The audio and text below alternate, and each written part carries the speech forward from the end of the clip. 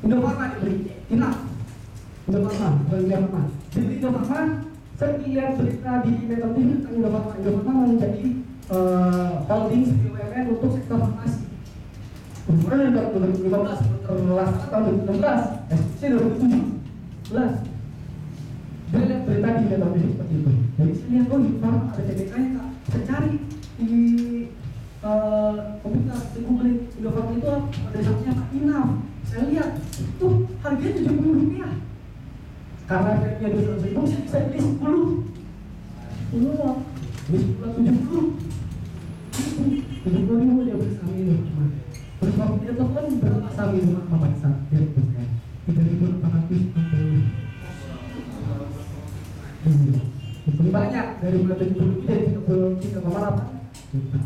Ketika cuma kaya saya waktu itu masuknya 700.000. Padahal saya juga udah uang ya cobain 7 juta. Jadi berapa duitnya? 700.000 berarti jadi 38 juta. 7 juta jadi 380. Akhirnya dia jual. Nah, bagi jual kita bikin 5 kali kemudian dia tempat saya lagi. Kak, udah mau jual, terus sekarang nggak sedih banget. Kenapa? Sahamnya pakai 200 kak. Ya udah sih. Saya mau bisa tahu bisa cuma itu. Ya udah kamu beli lagi aja kalau baru. Sama kayak coba. Tapi waktu itu dia beli. Cuek aja dia nggak tahu dia beli udah beli ngapain dibilang gitu kan. Dia cuma nonton berita. Awalnya dari dipaksakan. Terus saya tanya, ada yang beli Indofarma juga? Kamu kan? Coba lihat, udah sana gitu. Bagus ya kan? Saya udah bagus, tetap tanya ada yang beli lagi nggak gitu. Sebetulnya dari yang kelas itu ada yang bisa seperti kamu gitu kan. Lumayan sih. Nanti next time saya mau di representasi saya mau kasih, saya bilang nggak bisa bisnis suka. Saya mau kasih sepertinya dia. Gitu. Oh, nanti kamu dipaksakan. Jadi dari 2010 itu nggak diambil, bisa diambil nggak? Tujuannya kamu apa itu? Nggak saya ambil kak, saya udah tahu untungnya, jadi saya beli saham lagi. Saya beli saham lagi. Enak nggak? Jackpot banget ya. Jackpot banget ya, benar-benar jackpot. Modal 70 itu jadi 38. Penanam saham ibarat menanam pohon yang akan sangat berguna untuk masa depan kita. Yuk nabung. Ya ini profil dari perusahaan saya. Kita di bawah CT Corp. Kamu tahu? CT tahu CT? Khairultan. Dan si anak ini. Singkong, jangan singkong. Sekarang singkong, bos saya apa CT? PPK punya 3 subholding. Pertama Mega Corpora, Transcorpora, dan CT Global Resources. Mega Corpora ini di business finance. Ada banking, investment, kredit, dan insurance. Banking kita punya Bank Mega Syariah, Bank Sulut, dan Bank Sultan. Bank Sulut dan Bank Sultan itu Bank BND. BND udah dibentuknya Pak. Investment ada Mega Capital, kita punya 2 anak usaha, Mega Aset dan Mega Investama. Bedanya apa? Dua-duanya ini usaha manajer investasi. Jual reksa. Nah, kalau kita jual saham, investasi dan financial advisory, ini jual sana. Kredit ada Mega Finance, Mega Auto Finance, dan Mega General Finance. Insurance kita ada Mega Insurance, ada Mega Jima. Ada 2, asuransi umum dan asuransi Jima. Asuransi umum. Transport kita punya Trans TV, Trans7, Detik.com, CNN Indonesia, dan juga Transvision. Tahun depan Januari kita launching namanya CNBC Indonesia. CNBC itu khusus untuk bank saham di Indonesia. License-nya untuk yang di Indonesia juga macam ini. Transaction, Metro, Baskin Robbins, Baskin Robbins tahu ya, es krim ya. Antarko, Rantapaya, Coffee Bean, Wendy's itu juga punya kita.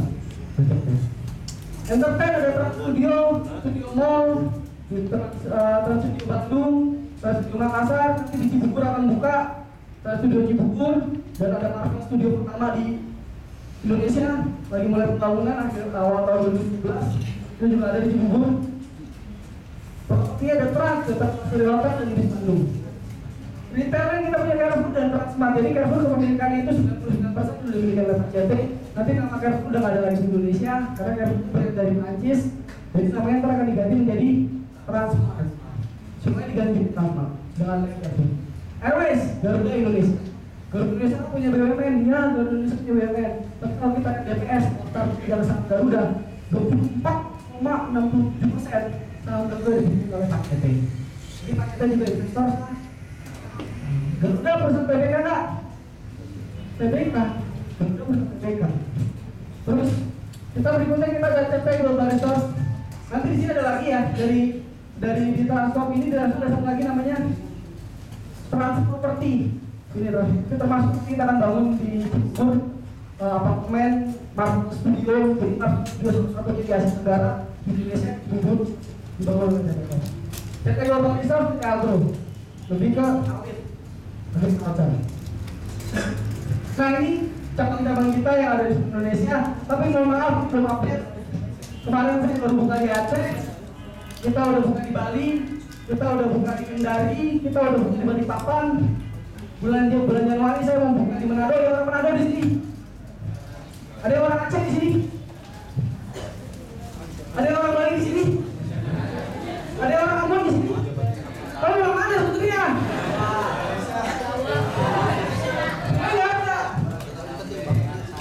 Orang-orang Bali ada? Nggak ada. Kita akan buka cabang di situ. Jadi gini kalau kalian, bagi kalian mau berkarir di industri pasar modal masih terbuka luas, sangat terbuka luas. Saya cari orang susah. Serius, saya cari orang susah untuk di daerah-daerah. Bahkan untuk daerah Kendari, kepala cabang saya siapa? Kepala cabang saya mahasiswa, belum lulus kuliah. Kepala cabang saya kan dari kepala cabang. Sebelumnya udah lulus kuliah. Usia 38 tahun baru saya pecat bulan lalu. Saya anggap berikutnya saya diskusi kebetulan di Kendari kita ada sama Universitas Negeri Halo itu diskusi sama dekannya. Saya bilang sama dekannya, Pak, saya cari orang. Kalau takut dekannya Pak, saya cari orang bakal percaya. Saya cek itu. Yang menutup sampai panik siapa? Kalau saya yang panik kan, menutup siapa? Panik kan harus bisa nembok langsung. Tunggu tadi mas. Gitu kan. Karena kita mitra kampusnya, kampus mana-mana sampai gubernur ke anggota DPR nggak perusahaan kita di kampus. Saya ngantuk, Pak, saya cari orang, saya kepala cabang, saya cari orang, pokoknya mahasiswa nggak apa-apa. Akhirnya saya dapat mahasiswa perempuan. Hari ketiga nangis, saya komelin, udah mau resign. Hari ketiga, tapi sekarang udah belum lulus kuliah. Gitu. Tapi udah punya lisensi. Jadi kalau mau kerja di perguruan tinggi cuma satu, kalau punya lisensi. Gitu. Pasar itu bukan luas kawan-kawan. Aceh saya cari orang susah banget. Balikpapan saya harus impor orang dari Semarang. Semarang saya impor Balikpapan. Untungnya dia dapat calon istri di Balikpapan. Dan dia betah sampai sekarang di Balikpapan. Saya cuma nggak mau. Kenapa lo? Jangan buat sekarang. Gak mau mas. Mau nikah di sini loh. Gak mau mas. Kayak lulusan. Impor Bali, saya impor dari Batu, impor Bali. Jadi untuk masuk di daerah ini kita masih kekurangan orang. Industri ini masih kekurangan orang kawan-kawan. Betul. Saya dulu cek tahu tadi Pak Supri ya. Supri dulu, Supri dia tahu dari tempat perusahaan saya yang lama. Saya kerja di perusahaan yang lama. Saya betulnya saya di HIJ. Di bawah. Industri ini rawan banyak-banyakan. Sampai saat ini pun saya udah ada perusahaan yang awal saya mau balik saya dari gaji belum posisi ini. Mandat saya nggak mau. Jadi industri itu masih kekurangan orang. Kenapa? Semua perusahaan sekuritas di Indonesia itu kekurangan orang. Saya akuin. OJK, BI sampai ngakuin itu. BI akan buka di Pangkal Pinang, BI akan buka di Ambon, BI akan buka di Manokwari, BI akan buka lagi di mana nih? NTT. Semua butuh orang. Loh, saya mas, orang nggak ada, saya bilang. Tapi ngapain buka, orang ada orangnya, lo ngapain buka? Karena BI kalau saya punya orang ke kanan. Tadi saya bilang, BI adalah pengawas. Dia jual saham nggak boleh, jual saham adalah perusahaan saya guru. Dia masuk ke daerah NTT kalau ada perusahaan saya guru, buat apa? Benar nggak? Nggak bisa jualan dia. Dia masuk ke Ambon dari perusahaan saya guru, buat apa? Nggak bisa jualan dia. Masih banyak terbuka luas pasarnya. Ada mau beli ya. Ada kita, ada perusahaan lain, terbuka luas. Mungkin tadi Pak Supri juga ngomongin tentang sertifikasi. Murah kok sertifikasi pasar modal sekarang Rp50, Rp150, Rp200, kalian harus sertifikasi dan sah dan berangkat dan bisa kalau hari itu kalian bisa melamar. Kalau kalian udah punya itu bisa pastikan 70% kalian diterima. 70% ya, dan 3% dari interview contohkan. Gitu. Jadi sangat terlalu. Total investor ada 500.000. Total yang punya lisensi berapa coba? Masih 3.008. Total investor 500.000, punya lisensi cuma 3.800. Berarti satu orang handle berapa banyak? Masih kekurangan tenaga. Jadi kalau kalian mau kerja di perusahaan boleh. Ya, selamat berinvestasi. Nanti ada satu lagi ya. Tentang aplikasi harus kayak lu ya. Ya, nanti ada aplikasi yang akan saya jelaskan gimana jadi investor buka internet tahun ini. Cuman ini kontak person saya, ini nomor WhatsApp saya. Kalau mau ditanya silakan tanya, silakan dicatat. Kalau bagian yang ingin tanya silakan tanya. Nanti kita masuk ke cara berikutnya kalau aplikasi. Oke? Tanya apa? Tanya dulu.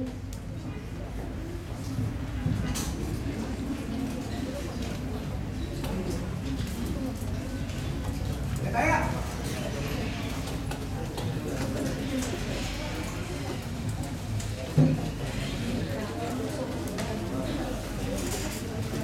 Terima kasih atas penyampaian materinya, Bapak Redi Sumana.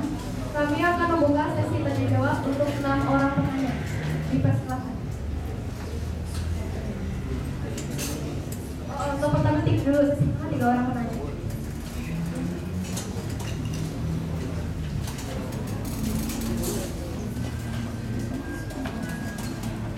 Nama saya Otto, terima kasih. Dari Kompas.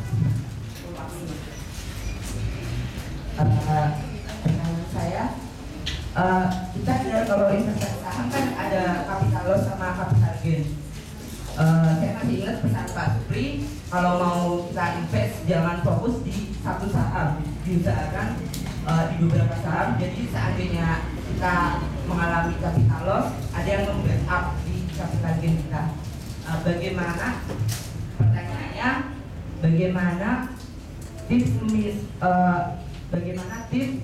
memilih beberapa saham tersebut dengan dana yang terbatas? Terima kasih.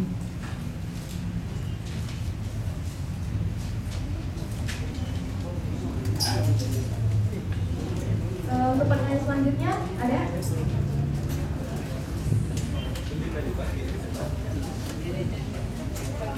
terima kasih atas waktu dan kesempatannya. Perkenalkan, nama saya Aldi dari Manajemen. Saya akan bertanya, jika kita membeli saham di setiap perusahaan, katakanlah perusahaan yang go public ya, misalkan seperti Bank BCA gitu ya, bisa berbeda-beda kan fee-nya di setiap perusahaan yang lain juga kan. Nah, begitu juga dengan menjualnya, kira-kira berapa persen kita rata-rata fee yang akan dibebankan kepada investor untuk membeli dan menjual saham itu. Nah,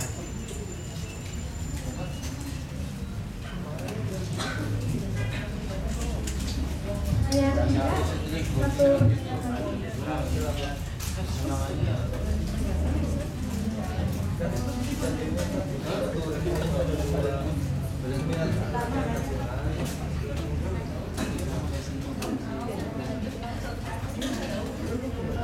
dipersilakan untuk Bapak Sumana untuk menjawab.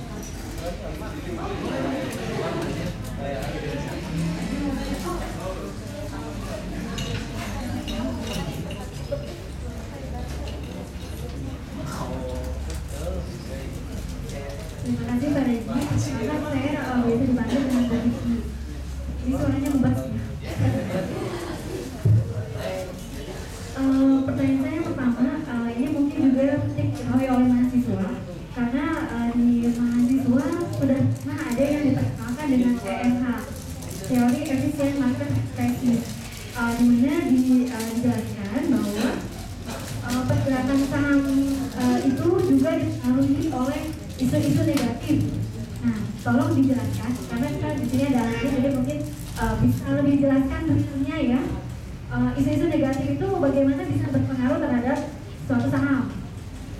Kemudian yang kedua, itu kan saya juga pernah cerita di kelas karena waktu itu saya pernah ikut dengan Pak Hari Sumda. mengenai saham derivatif, dan saya pernah cerita juga sama mahasiswa soal saham derivatif, di mana pergerakan saham derivatif itu berlawanan dengan saham biasa. Jadi ketika sahamnya itu turun, maka derivatifnya naik gitu Pak. Tolong dijelaskan mengenai saham derivatif itu. Kemudian poin-poin apa saja, titik apa saja sih di mana kita harus menentukan pilihan apakah kita harus beli saham itu bersama derivatifnya atau tidak gitu Pak. Terima kasih.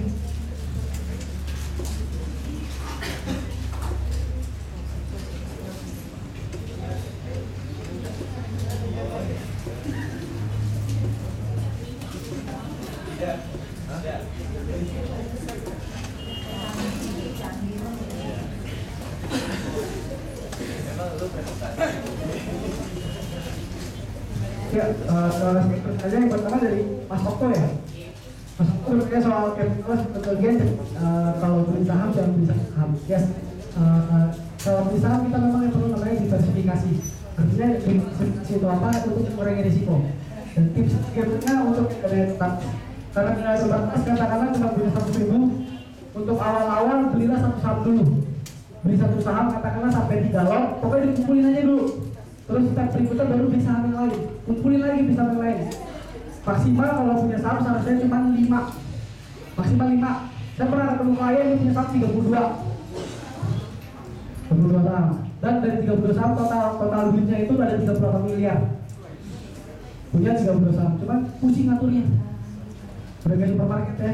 Jadi kita punya 5. Terus diversifikasi itu penting. Jadi dari diversifikasi itu kita bisa ngitung kira-kira apa pas bisa itu punya karakteristik berbeda-beda. Nah, kita bisa menghitung deltanya, varian, macam teorinya. Mungkin kalau untuk teori yang hitung saham atau segala macamnya nanti kita bisa buat lagi.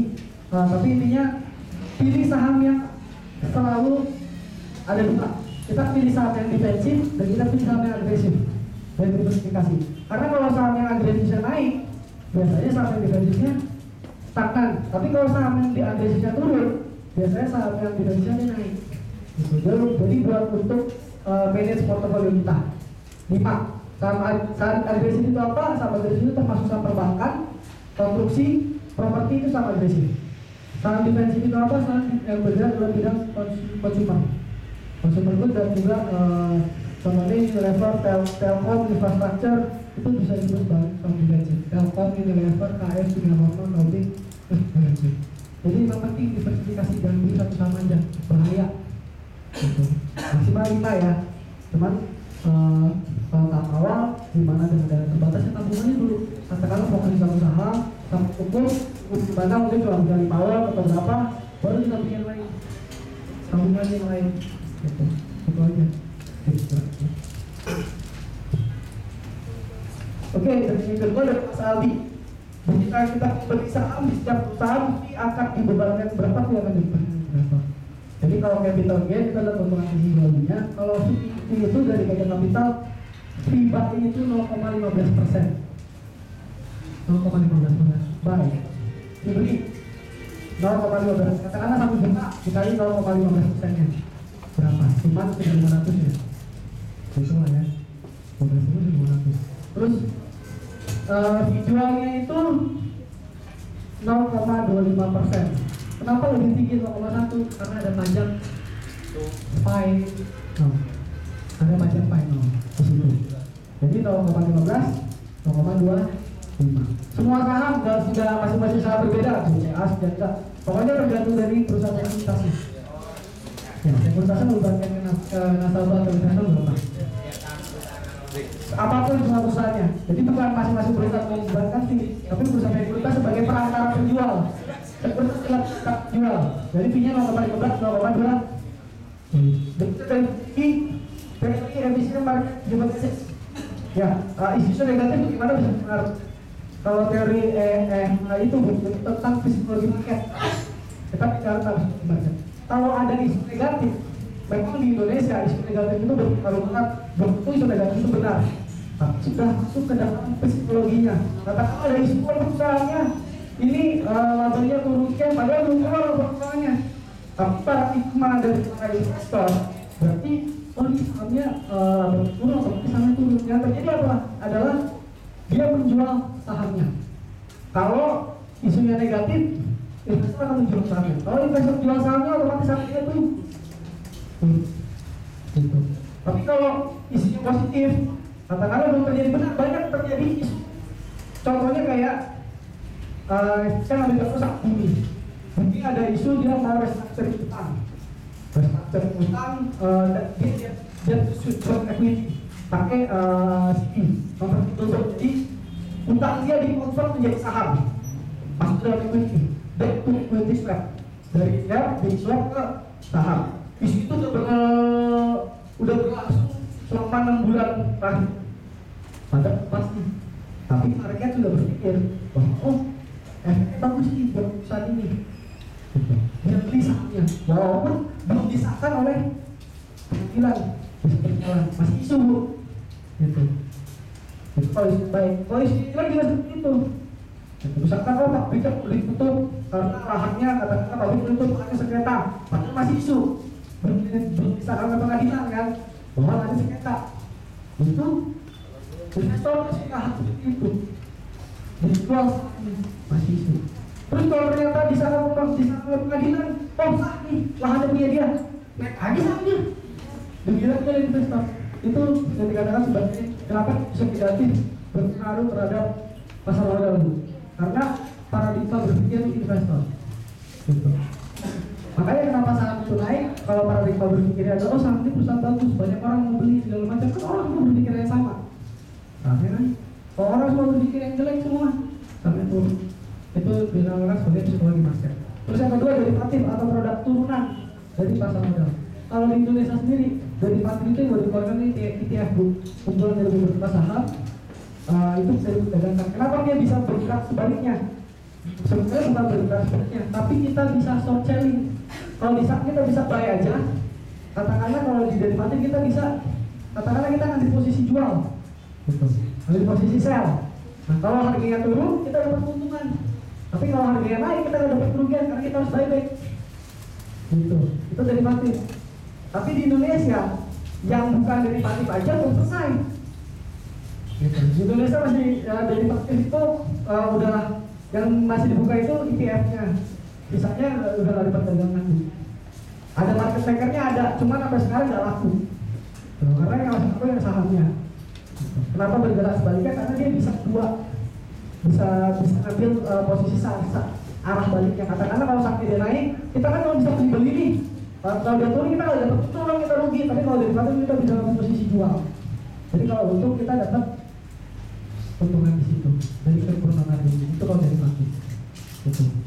Jadi ya di Indonesia untuk derivatif kita marketnya belum bisa fleksibel di Amerika. Jadi masih ketentuannya masih tidak diatur, bahkan objek sendiri sampai ini masih untuk instrumen derivatif masih mohon aturan bakunya gitu sampai sini, jadi belum terlalu di gitu. Oke, ada dulu tanya belum sesi lagi.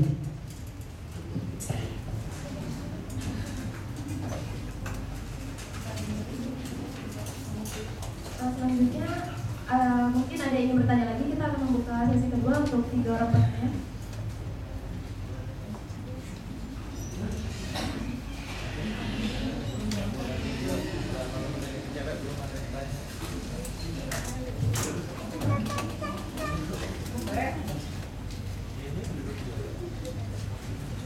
Baik, selanjutnya di materi kedua yaitu gimana? Ada yang lagi?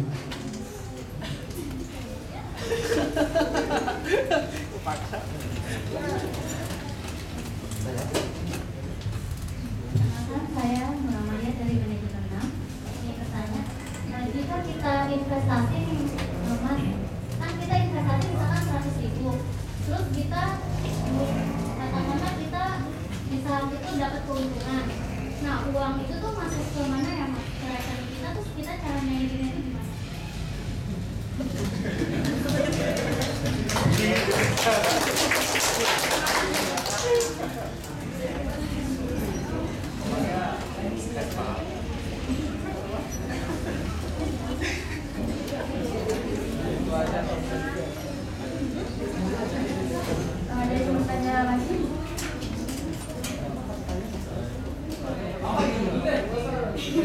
mau nanya lagi nggak apa-apa.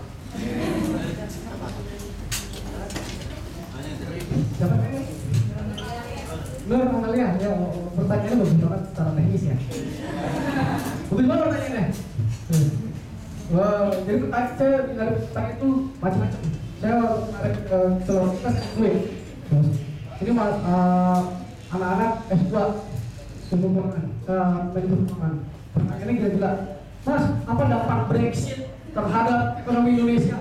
Apa dampak deflasinya Cina terhadap ekonomi? Gila lu, gue mau jadi soal Indonesia sama ini tentang ekonomi makro. Jadi saya jawab juga. Hah?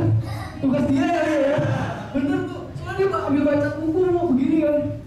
Pak gitu. Pertanyaan ini gila. Tapi kalau kalian mau nanya gitu, apa saya apresiasi? Oke, Nur. Jadi bagaimana caranya kalau kita investasi? Jadi pertama tadi saya bilang,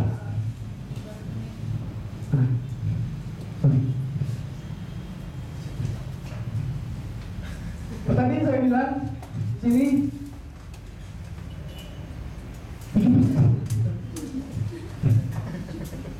waduh nih. Pertama buka rekening efek. Jadi ada dua form yang harus diisi. Pertama form pembukaan rekening di Mega, form nasabah, FR nasabah di Mega Kapital. Terus yang kedua itu adalah form RDN, rekening dana nasabah atau rekening dana investor. Jadi kalian nanti dibuatkan itu rekening bank atas nama kalian. Itu fungsinya sebagai RDI atau RDN, rekening dana investor. Kalau dulu kalian buka rekening di perusahaan sekuritas, setor uangnya ke perusahaan sekuritas. Banyak kasus pada saat itu. Akhirnya nasabah dibawa kabur. Akhirnya dibuat aturan oleh pemerintah. Jadi nasabah harus buka rekening di bank. Tapi nama rekeningnya bukan rekening tabungan biasa, tapi rekening dana nasabah atau rekening dana investor. Lewat mana bukanya? Lewat PT Mega Kapital Indonesia. Jadi bukan di Mega Kapital, buka data sebagai nasabah dan buka rekening di bank. Gitu. Buka rekening di bank tersebut. Yang bukain siapa rekening banknya? Itu Mega Kapital. Jadi nanti ngisi form, ada dua form, FR, form pembukaan rekening, sama form RDN, rekening dana nasabah, dana investor. Nanti atas namanya nama kiri, bukan nama Mega Kapital, atas namanya Sinor. Gitu. Bedanya apa sama rekening tabungan kita? Beda. Kalau kalian nanti punya BCA, kan punya BCA. Kalian punya RDN, itu akan kelihatan tuh menunya juga ada RDN, rekening dana nasabah. Kalian bisa cek. Kalian lihat gimana? Beda, ada dua rekening. Yang satu rekening dana nasabah atau RDI, yang satu rekening pribadi, rekening tabungan. Konsepnya gimana? Nanti kalian akan transfer uang dari rekening pribadi ke rekening investor. Rekening investor atas nama siapa? Kalian sendiri. Bukti kepemilikannya apa? Gak punya ATM. Gak ada ATM. BCA nanti tiap bulan akan di email dari BCA saldonya sisa berapa segala macam, dan sama punya kartu keseng, kartu akses kayak gini.